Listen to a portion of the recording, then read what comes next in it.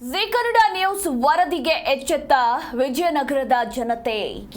ಕತ್ತೆಗೆ demand ಅಂತ ವರದಿಯನ್ನ ಬಿತ್ತರಿಸಿದ್ದ G Kannada news lakh ಹಣ ಕೊಟ್ಟು ಕತ್ತೆಯನ್ನ ಖರೀದಿಸುತ್ತಿದ್ದವರಿಗೆ ನಿಮ್ಮ ಜಿ ಕನ್ನಡ ನ್ಯೂಸ್ ಎಚ್ಚರಿಕೆಯ ವರದಿಯನ್ನ ಬಿತ್ತರಿಸಿತ್ತು ನಿನ್ನೆ.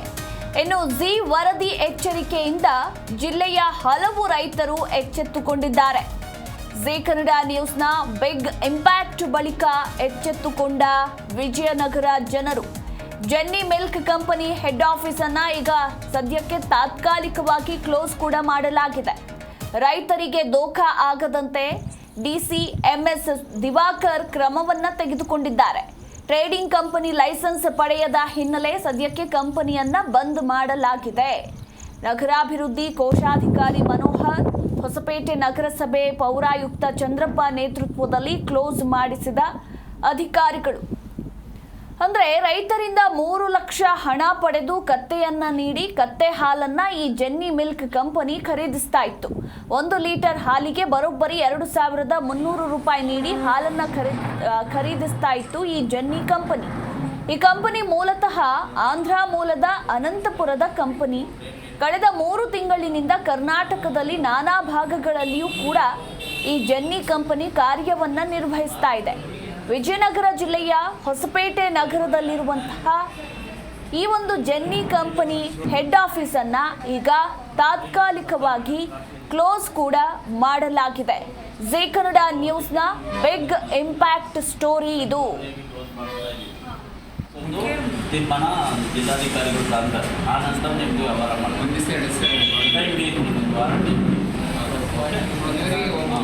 ಬಂದಿರಿ ನಮ್ದೇನೋ ವಿಡಿಯೋ ಇದೆ.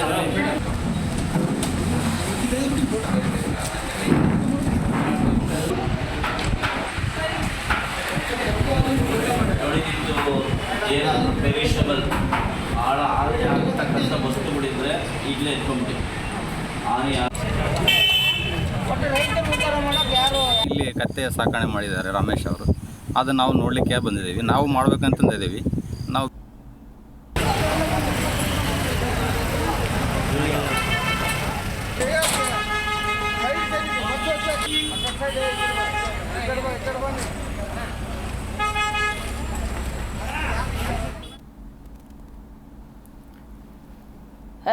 ಈ ಕುರಿತಾಗಿ ನಮ್ಮ ಪ್ರತಿನಿಧಿ ಮಂಜುನಾಥ್ ಹಿರೇಮಠ್ ಇನ್ನೂ ಹೆಚ್ಚಿನ ಡೀಟೇಲ್ಸ್ ಅನ್ನ ಕೊಡ್ತಾರೆ.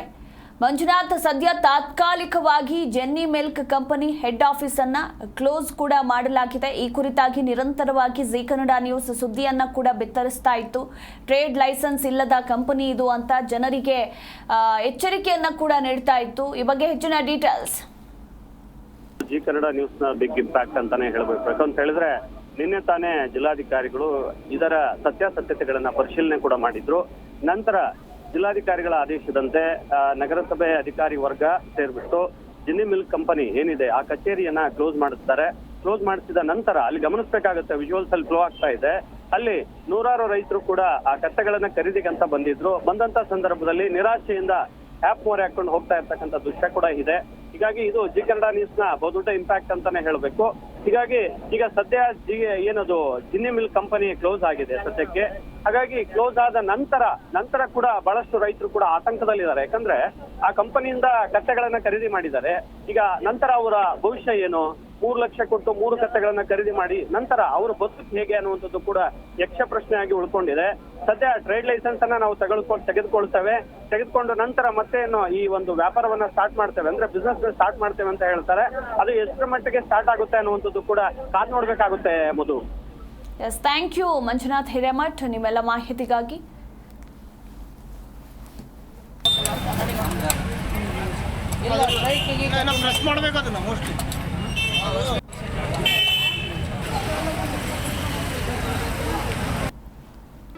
ಜಿ ಕನ್ನಡ ನ್ಯೂಸ್ ಈಗ ನಿಮ್ಮ ಮನೆಯಲ್ಲೇ ನೋಡಿ.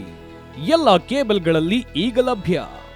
ಸನ್ Direct 292, Jio TV 1334, U digital 162, city cable 51, GTPL 17, Abhishek cables 821, Rockline telecommunication 51, Shri Basaveshwara number 60, Vinayaka digital number 53, in digital number 896ರಲ್ಲಿ.